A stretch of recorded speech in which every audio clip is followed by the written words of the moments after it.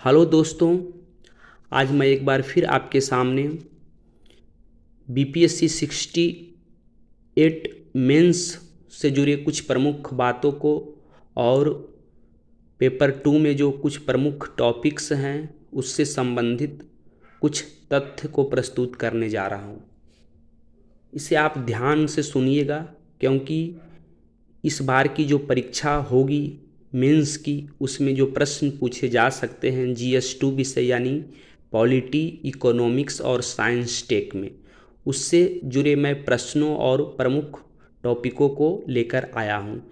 यदि सबसे पहले पॉलिटी की बात करें तो पॉलिटी सेक्शन से बीपीएससी में 4 प्रश्न पूछे जाते थे। ऐसा कुछ कुछ वर्षों में देखने को मिलता है। किसी किसी वर्ष में हम देखते हैं कि 5 प्रश्न भी रहते हैं, लेकिन उनमें से 3 प्रश्नों को उत्तर देना होता था। लेकिन इस बार हम देख रहे हैं कि बीपीएससी में परिवर्तन हुआ है, वह मेंस के स्तर पर भी और पीटी के स्तर पर भी। पीटी की परीक्षा में तो जो परिवर्तन हुआ वह हो चुका है और हम लोग पीटी की परीक्षा दे चुके हैं, लेकिन जो मई में मेंस की परीक्षा होगी उसमें खासकर GS1 और GS2 में जो परिवर्तन हुआ है वह यह कि पहला प्रश्न जो बीपीएससी में पूछे जाएंगे उनमें आपको 4 या 5 प्रश्न होंगे। ऐसा तो अभी सूचित नहीं किया गया है, लेकिन हाँ, जिस प्रकार से ऑप्शनल 67th बीपीएससी में हुआ था उसी प्रकार का ट्रेंड जीएस में भी इस बार से लागू हो गया है। इसलिए मार्क्स तो 38 ही रहेंगे, लेकिन पहला प्रश्न का उत्तर देना हमारे लिए अनिवार्य हो गया है। इसलिए अब हमारे लिए यह ज़रूरी हो जाता है कि हमें पूरे सिलेबस को कवर करना है। यदि हम पूरे सिलेबस को कवर नहीं कर पाएंगे तो प्रश्न छूटने का दौर शुरू हो सकता है। इसलिए हमारी पहली जिम्मेदारी है कि हम अच्छे तरीके से बीपीएससी का जो सिलेबस है उसके सभी हिस्सों को अच्छे तरीके से तैयार कर ले। उसके बाद पिछले वर्षों के प्रश्न पत्र को देखें, क्योंकि प्रश्न पत्र देखने के बाद ही आपको पता चल पाएगा कि कौन सा सेक्शन हमारे लिए महत्वपूर्ण है। अगर कुछ महत्वपूर्ण प्रश्नों और टॉपिक्स की बात करें तो सबसे पहले हम मौलिक अधिकार, जो कि बीपीएससी में बराबर पूछे जाने का ट्रेंड रहा है। मौलिक अधिकार से बीपीएससी में 2-3 बार प्रश्न पूछे जा चुके हैं। हमने देखा कि 65 बीपीएससी में ही मौलिक अधिकार से प्रश्न पूछे गए थे। इसमें प्रश्न का था कि क्या आप इस वक्तव्य से सहमत हैं कि हमारे संविधान ने एक हाथ से मौलिक अधिकार दिए हैं किंतु दूसरे हाथ से उन्हें वापस ले लिया है। उस समय यह प्रश्न हमारे लिए बिल्कुल ही नए होते थे, क्योंकि हम जब भी परीक्षा देते हैं तो जो एग्ज़ाम में प्रश्न पूछे जाते हैं हूबहू उसी तरह से हम तैयारी नहीं करके जाते हैं। हाँ, उसके इर्द गिर्द हम प्रश्नों को और उसके उत्तरों को पढ़ते हैं। तो इसलिए यह ज़रूरी हो जाता है कि आप हर टॉपिक्स से 2-3 प्रश्न को प्रैक्टिस पहले ही कर लें, ताकि वहाँ काफ़ी सहज महसूस करें। मौलिक अधिकार के बाद यदि बात करें तो नीति निर्देशक सिद्धांत, जो कि बीपीएससी के लिए काफ़ी महत्वपूर्ण है। उसके बाद हम फेडरलिज्म यानी संघवाद से जुड़े प्रश्नों को देख सकते हैं। हमारे लिए राष्ट्रपति टॉपिक्स भी काफ़ी महत्वपूर्ण है, क्योंकि 66 बीपीएससी में राष्ट्रपति से प्रश्न पूछे गए थे। मूल कर्तव्य, फंडामेंटल राइट ड्यूटी। अगर आगे बात करें तो गवर्नर, यह काफ़ी महत्वपूर्ण टॉपिक है।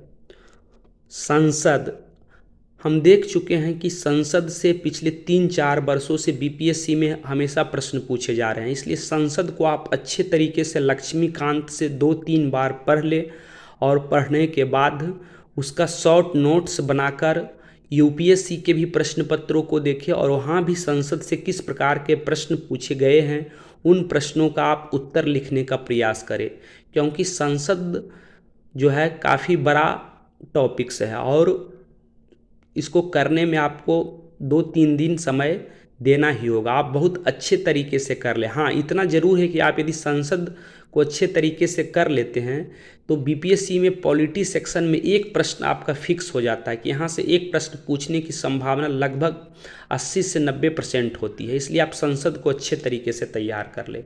संसद के बाद सेंटर स्टेट रिलेशन, जो कि बीपीएससी का सबसे महत्वपूर्ण टॉपिकों में से एक है। हमने देखा कि 67th बीपीएससी की जो परीक्षा हुई उसमें सेंटर स्टेट से प्रश्न पूछे गए, खासकर बिहार के संदर्भ में कि बिहार का केंद्र के साथ मौजूदा समय में किस प्रकार का संबंध है।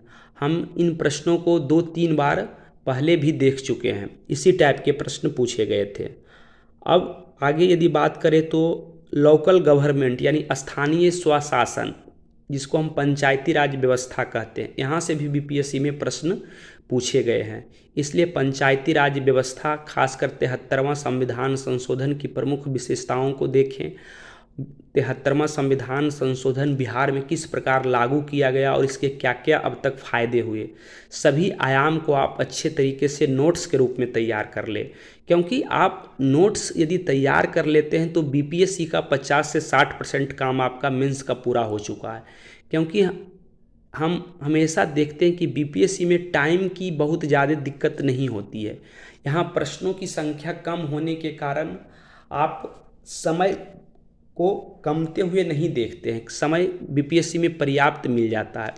इसलिए हमारी पहली जिम्मेदारी है कि हम अच्छे तरीके से नोट्स तैयार करें, क्योंकि सभी बच्चे लगभग यह अनुमान लगा लेते हैं कि आगे क्या प्रश्न पूछा जा सकता है और उनका अनुमानतः प्रीवियस ईयर के प्रश्न पत्रों को देखकर ही लगाया जाता है। इसलिए यह अधिकांश में देखने को मिलता है कि बीपीएससी में प्रश्न जो है लगभग प्रेडिक्टेबल होते हैं। अब आगे यदि बात करें तो फाइनेंस कमीशन है, दबाव समूह से भी प्रश्न पूछे गए हैं। भारतीय लोकतंत्र के सामने मौजूदा क्या चुनौतियां हैं, जिसमें राजनीति का अपराधीकरण हो गया है, इसको भी हमें तैयार करने चाहिए। उसके बाद ये जो है प्रीएम्बल से प्रश्न पूछे गए थे 64 बीपीएससी में। न्यायपालिका जुडिशियरी सिस्टम, जो कि हमारा काफ़ी महत्वपूर्ण टॉपिक है, इसमें खास करके जुडिशियल रिव्यू, जुडिशियल एक्टिविज्म, न्यायिक सक्रियता, न्यायिक पुनराविलोकन आदि से भी प्रश्न पूछे जाने की प्रवृत्ति रही है। इसलिए इसको भी आप अच्छे तरीके से तैयार कर लें। आगे यदि हम बात करें तो निर्वाचन आयोग भी हमारे लिए काफ़ी महत्वपूर्ण हो जाता है। निर्वाचन आयोग में सुधार की मौजूदा समय में क्या क्या ज़रूरत है, हमने देखा कि 67th बीपीएससी की जो परीक्षा हुई उसमें GS1 यानी GS1 खंड 3 करेंट अफेयर सेक्शन में एक राष्ट्र एक चुनाव से प्रश्न पूछे गए। उसमें पूछा गया कि एक राष्ट्र एक चुनाव से क्या क्या लाभ हो सकता है और इसकी क्या हानियां भी। आप दोनों तरीके से इसको लिख सकते हैं और लिखना भी चाहिए, क्योंकि प्रश्न में 2 आयाम छिपे हुए हैं। आगे यदि बात करें तो लोकपाल एवं लोकायुक्त टॉपिक भी काफ़ी चर्चा में है और पॉलिटिक्स सेक्शन में यह हमारे लिए काफ़ी महत्वपूर्ण भी है, क्योंकि यहाँ से हमने देखा है कि यूपीएससी में 2-3 बार प्रश्न पूछे गए जब से लोकपाल अधिनियम भारत में लागू हुई है और आगे भी इससे प्रश्न पूछने की संभावना बनी रहेगी। पॉलिटी सेक्शन को हम यदि थोड़ा बहुत विजन 60-305 से कर लेते हैं तो हमारा लगभग पॉलिटी सेक्शन कंफर्ट जोन में चला जाता है और अब वहाँ से 3 प्रश्न को लिखने के लिए स्थिति में एकदम तैयार रहते हैं। इसलिए पॉलिटी को आप अच्छे तरीके से करें, क्योंकि पॉलिटी में यह ट्रेंड है यहाँ प्रीवियस प्रश्नों को ही थोड़े से बदलाव के साथ पूछ लिया जाता है। अगर पॉलिटी और इकोनॉमिक्स को हम अच्छे तरीके से कर लेते हैं तो साइंस टेक में 4 प्रश्न पूछा जाता है, जिसमें से 2 प्रश्नों के उत्तर देने होते हैं। और हमने देखा है पिछले वर्षों के प्रश्न पत्रों के अनुमान के करके कि साइंस टेक्नोलॉजी में जो भी प्रश्न पूछे गए हैं उसमें 4 प्रश्नों में से 2 प्रश्न ऐसे होते हैं जो करेंट इशू से रिलेटेड होते हैं, जबकि 2 प्रश्नों को प्रीवियस प्रश्न को ही थोड़ा सा बदलाव के साथ पूछ लिया जाता है। इसलिए साइंस टेक में हमें घबराने की बात नहीं है। साइंस टेक में हम यदि 10-15 टॉपिक्स पे अच्छे तरीके से 10-12 पेज में नोट्स तैयार कर ले दें तो हमारा साइंस टेक्नोलॉजी में प्रश्न छूटने की लगभग शून्य स्थिति रहेगी और हम साइंस टेक्नोलॉजी में अच्छे तरीके से उत्तर लिख पाएंगे। समस्या मुख्यतः पेपर 2 में जो होती है वह खंड 2 में होता है, जहां इकोनॉमिक्स और जियोग्राफी को थोड़ा सा मिक्सअप करके प्रश्न पूछा जाता है और इसलिए यहाँ दिक्कत भी होती है। और दूसरी बात कि हम देखते हैं कि इकोनॉमिक्स में जो भी प्रश्न पूछे जाते हैं उसमें बिहार से खास करके रिलेटेड प्रश्न होते हैं, उसमें बिहार से संबंधित आयामों को जोड़ लिया जाता है। वो चाहे मानव विकास सूचकांक हो या फिर बिहार की आर्थिक समस्या क्या है, बिहार का पिछड़ापन का कारण क्या है और यह इसे किस रूप में सुधारा जा सकता है, आदि आदि से प्रश्न पूछे जाते हैं। इसलिए हमें मुख्यतः इकोनॉमिक सेक्शन पर ही ध्यान देने की ज़रूरत है। यदि आप यहाँ अच्छे तरीके से सहज हो जाते हैं लिखने में तो निश्चित ही आपको काफ़ी बेनिफिट होगा। और आगे हम पेपर 2 में जो है प्रश्न अब तक के बीपीएससी में पूछे गए हैं उन प्रश्नों को एक एक करके मैं प्रस्तुत करूँगा। आपको वीडियो अच्छा लगे तो इसको ज़रूर शेयर कीजिए, लाइक कीजिए, क्योंकि मैं वीडियो इसलिए बनाता हूँ कि ताकि आपको फ़ायदा पहुँच जाए और आपके फ़ायदा के साथ साथ और अधिक लोग भी यदि लाभ उठा लेते हैं तो इसमें क्या दिक्कत की बात है। इसलिए आप वीडियो को ज़रूर लाइक करें। लाइक करने के बाद आप अपने दोस्तों एवं मित्रों में वीडियो को शेयर करें, क्योंकि मैं वीडियो इसीलिए बनाता हूँ कि आपको लाभ पहुँच पाए। थैंक यू, धन्यवाद।